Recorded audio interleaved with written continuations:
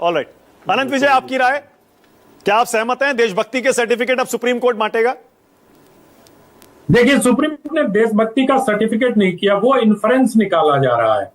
और मुझे लगता है कि सुप्रीम कोर्ट ने चीन पर राहुल गांधी की जो टिप्पणी थी कि 2000 वर्ग किलोमीटर कब्जा कर लिया है चीन पर, अगर आप पूरे उसके ऑब्जर्वेशन को पढ़ेंगे या उसको सुनेंगे तो उन्होंने सिर्फ राहुल गांधी से ये पूछा कि आपको कैसे पता चला कि 2000 वर्ग किलोमीटर चीन भारत में घुस गया है। और ऐसी परिस्थिति में कोई भी सच्चा भारतीय इस तरह का बयान नहीं देता। अब ऐसी परिस्थिति क्या थी? परिस्थिति उस समय चीन से तनातनी की थी। सवाल सिर्फ यही है कि वो सुप्रीम कोर्ट बिल्कुल तय नहीं करेगा कि कौन सच्चा भारतीय है कौन झूठा भारतीय है। ये सुप्रीम कोर्ट को ये तय नहीं कर रही है, अपना उनका ऑब्जर्वेशन है। और वकील साहब अभी ठीक कह रहे हैं कि अगर इस ऑब्जर्वेशन से राहुल गांधी को परेशानी है तो जिस प्रकार से ऑब्जर्वेशन पर कंट्राडिक्शन किया है अभिषेक ने, उसको उनको दायर करके और उनको इस ऑब्जर्वेशन को एक्सपंज कराना चाहिए, डिलीट करवाना चाहिए अगर उनको आपत्ति है तो।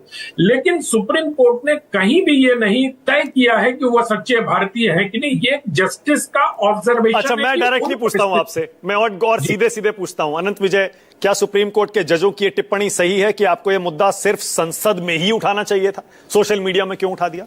नहीं, ये इस वजह से सही है मानक जी कि जब आप बहुत डेफिनेटिव होके कोई बयान देते हो कि 2000 वर्ग किलोमीटर कब्जा कर लिया है, तो इस तरह के बयान को सुप्रीम कोर्ट इसलिए कह रहा है कि संसद में उठाइए कि जैसे ही आप संसद में उठाएंगे, पॉइंट ऑफ ऑर्डर के तहत कोई भी आपसे कहेगा कि आप इसको ऑथेंटिकेट करिए।